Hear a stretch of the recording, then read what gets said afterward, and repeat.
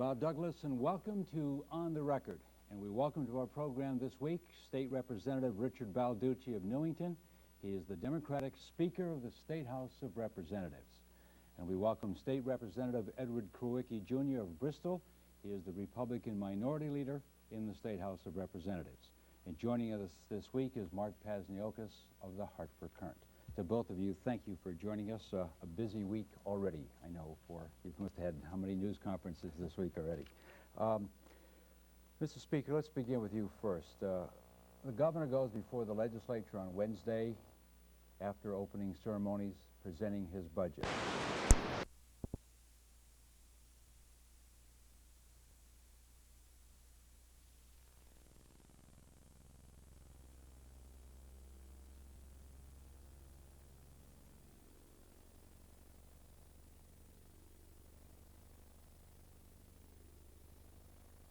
Bit of a reversal, maybe an irony, where President Bush seems to be taking the lead more in trying to cut some of these programs like the Seawolf and the B-2, and we're seeing congressional members of Congress such as yourself and Sam Gadenson and Joe Lieberman trying to preserve the programs. Have these become basically jobs programs? I mean, you just spoke of the threat, but is the main justification now the industrial-based considerations, or is there really a mission for Seawolf without the Soviet Union as much of a threat? Well, I think there's clearly a mission. Obviously, my first concern are the jobs that in the state and the economy of the state. But I can't go to the Secretary of Defense or the President and say, I want you to keep a submarine program alive because I got some people I want to keep working.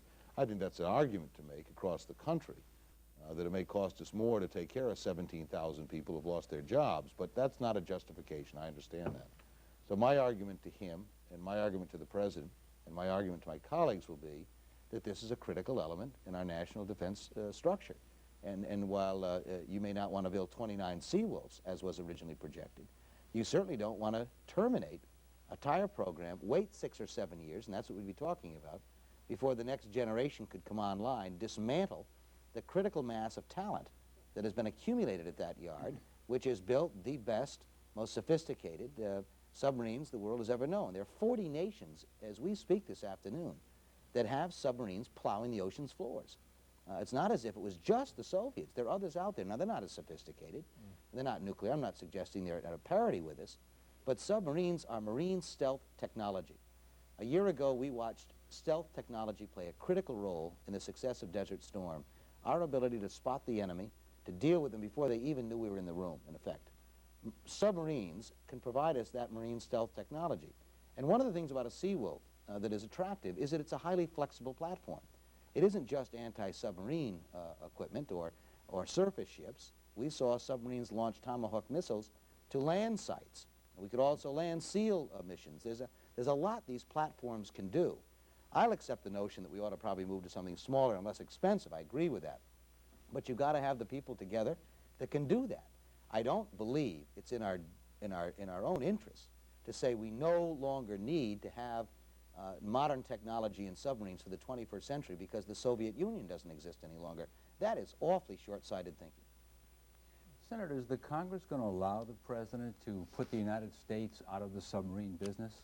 Well, I don't think so. My colleagues last year voted 90-10 on the floor of the Senate. John McCain of Arizona offered an amendment to terminate the Seawolf program, and we defeated his amendment 90-10. Now, there's never been a system in my years in the Senate that has had that much support, a major system.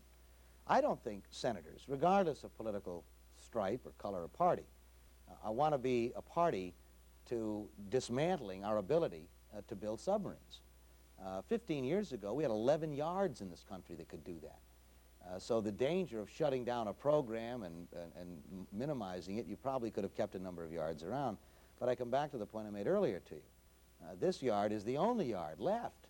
Only yard left. Now, maybe this administration wants to have the Japanese start building submarines for us as well. But I think that's foolishness, in my view. And it is somewhat ironic, I would say to you, Rob, that in a way that we see a reversal role here in a bit. But for years, frankly, we were plowing along and we had huge budgets, and frankly, there was an argument about whether or not we needed to increase dramatically. And I would say that much of the argument about why we're increasing so dramatically could be made today and why we're going to decrease so rapidly. Where's the stability here, it seems to me? I know a few weeks ago, the former Defense Secretary Frank Carlucci was up here in Connecticut talking to the Connecticut Business and Industry Association, and he made a number of controversial statements, including, he doubted that it was realistic to convert from defense to civilian uses. One of the things he said along the lines of preserving programs was that he felt Connecticut may be at a disadvantage because we haven't had great representation on the Armed Services Committee over the years. I think right now Gary Franks in the 5th District is the only one on the House side, and I don't think either of the senators are on the Armed Services Committee on the Senate side. Do you see that as a problem, and is it possible that either you or Joe Lieberman may eventually get onto the Armed Services Committee? Well, Frank Carlucci also said that the only member was John Rowland. That's how timely Frank Carlucci's speech was. By the way, he called to apologize to me for that comment. About the Armed Services Yes, Committee? he did. Ah, okay. He serves on the board of directors of 2 Connecticut corporations, and United General Dynamics as well as Command Aircraft. And rather a foolish comment in light of the fact that last year we were very successful with the delegation, and I'm proud to have taken a leadership role on it with both Command and beat Virginia in the Seawolf competition. Now, it's in courts, but that's not our fault. There was a lawsuit brought. The bottom line is, at the end of the day, how have we done? And last year we won the Advanced Tactical Fighter, we won the Light Helicopter, we won the M1A tank engine, and we won the Seawolf. Now, if that isn't a 10 strike, I don't know what is. So whether you're on a committee or not, it seems at the end of the day, how'd you come out? John Warner serves on the Armed Services Committee from Virginia. He lost. What does that say on these? So, yes, I'd like to see members of our delegation. When I arrived in the Senate, I wasn't given any choice on committees. I was in the minority in the Senate. They said you can serve on agriculture, banking, and foreign relations. Pick 2 out of the 3. Agriculture, while it's important in the state here, is not a critical issue. Banking and financial services were, and foreign relations was the other choice. I've built up seniority now. I'm the 3rd or 4th ranking member of those committees. For me to give them up and go back and become the most junior member of another committee actually may disadvantage the state. We have hundreds, thousands of people in this state that work in financial services, including insurance and banking. In fact, there are a lot more people involved in those than in defense work in the state. But nonetheless, it's a critical committee and important to the state. Joe is a new member of the Senate. Joe would like to get on appropriations or armed services. We tried when he first got in the Senate. We only got 2 votes for him on the steering committee, on which I serve, which makes committee assignments. And he's still at it. He's written letters to everybody on that committee, and he's lobbying heavily. And the first opening that gets on, we're going to work hard to see if we can't get him on it. Senator, in a couple of weeks we'll be listening to the President as he gives us the State of the Union address. What do you hope that he says, and is the U.S. Congress and the majority Democrats prepared to take some serious action this year on the U.S. economy? If his State of the Union was one word, I hope it's jobs. I mean, you come right down to it. That's, I've often said that the most imaginative and creative social program ever designed by the mind of man was a job. It's just, when you think of it in terms of productivity, self-esteem, crime, violence, neighborhoods, communities, I mean, just all the issues we think about when you have people working. While you don't solve all of those other problems, it has a dramatic impact on the direction that those, in terms of the numbers, involve. So it is the central issue and should have been, in my view, for the last 2 years. Part of the difficulty was because we had a president up until about a month ago that wouldn't even admit we were in a recession. He finally got the wake-up call in Pennsylvania when he discovered his attorney general dropped 55 points in about 3 weeks in a race because he refused to admit the economy was in difficulty, and people sent a message. And the president's learning painfully up in New Hampshire how people feel in this part of the country about your unwillingness to admit their difficulties. Having said all of that, I now believe something I never thought I'd ever say before. Normally in a presidential election year, Katie barred the door. The Congress and the president rarely do anything. They talk a lot, and they point fingers a lot, but they rarely get anything done. I would have told you that was going to be the case in the second session of this Congress a month or 2 ago. I now am of a different opinion. For the first time in my life, we may actually see a presidential year, because it is a presidential year, produce results that we wouldn't otherwise expect. The president has got to produce. If he doesn't produce on jobs and economic growth over the next 10 months in this country, he's going to be a private citizen come November 4th next year. And if the Congress doesn't work with him in trying to produce economic growth and jobs in this country, many of them are going to be private citizens on November 4th next year. So in my view, it's in the interest of both the President and the Congress to work together, to do something on the tax structure that will encourage business expansion and growth, to do something about health care, to do something about middle-income people in a meaningful way that have been so hard-pressed over the last 10 years where they were excluded during the boom years in federal taxes and wage growth and the like. So I'm more optimistic that, that we may find a greater degree of cooperation because it is a presidential year than we might otherwise have expected. What kinds of tax cuts make sense to you that will work and stimulate the economy and help the job situation? I'm willing to support, and in fact introduced my own version of a middle-income tax bill early last spring.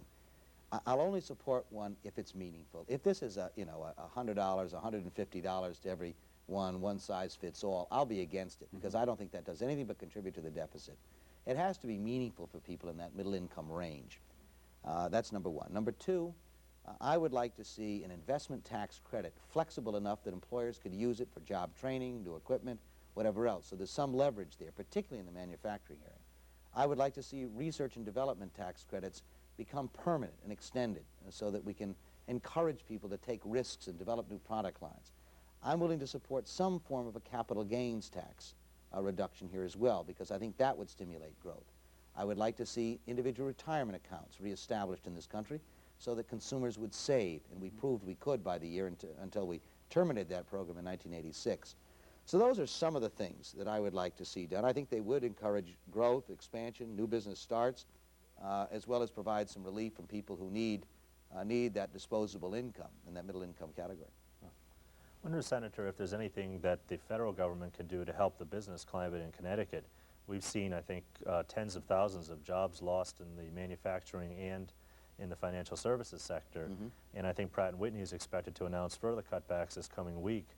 I've heard a lot of business executives say the cost of doing business is too high, the tax structure is too high. I think the chairman of Stanley Works said on Bob's show just a couple of weeks ago that he doesn't know why a manufacturer would stay in the state other than the existing investment in plants and equipment. Is it something the federal government can do to keep business here in Connecticut and also attract new business? Well, I think some of the things I just mentioned to Bob and those tax areas I think would be meaningful. It isn't just targeted to Connecticut, obviously. It would assist businesses all across the country.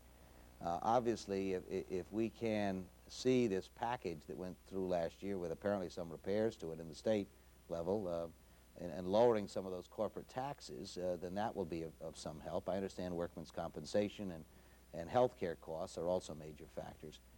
One of the major issues, I think, to business expansion and growth in the state is the credit crunch, which is a federal issue that we can get involved in. Right now, banks are not lending money, and you'll get a lot of reasons why. They'll say, well, it's the regulators, and we're frightened of them. The regulators say, no, it's the banks, that they just don't want to lend money because the capital requirements are too high. Well, they are, in my view, and I think we ought to take a look at that immediately. Banks can do one of two things right now to meet capital requirements. They can either sell stock and grow, or they can deny credit and shrink. And what they're doing is the latter. They're shrinking because they can't attract people to invest in banks for obvious reasons today. I think we should show some flexibility in these capital requirements. If not lower the capital requirements, extend the timeout over the next few years maybe before a bank would have to reach those levels that we have set. I think that would open up that credit window substantially, and given the lower interest rates that exist right now, I think you'd watch some real growth immediately in this part of the country where our commercial banking enterprises have been so hard hit with 20 banks this year that have closed their doors. We have the highest level of personal and business bankruptcies of any state in the country right now. I had hearings the other day on this issue. Actually, I had a number of hearings over the last 2 years. And by the way, this is an issue where the Connecticut delegation has done a terrific job. Nancy Johnson, Chris Shays, Gary Franks, along with Barbara Kennelly and Rosa and Sam, everybody pulling together on this credit crunch issue. I had business people testify, this is remarkable, had business people testify so that one of their biggest fears today is that they'll win a contract. If they win a contract, they go to the bank and, as a business would do, to borrow a little money, hire a few more people, buy a new piece of equipment to service the contract. They're frightened to death they'll win the contract because they can't get the money to service it. I had one fellow who in fact had won a federal contract from the Federal Bureau of Prisons. He couldn't get the bank to lend him money to service a federal contract. Then this was apparently fairly widespread.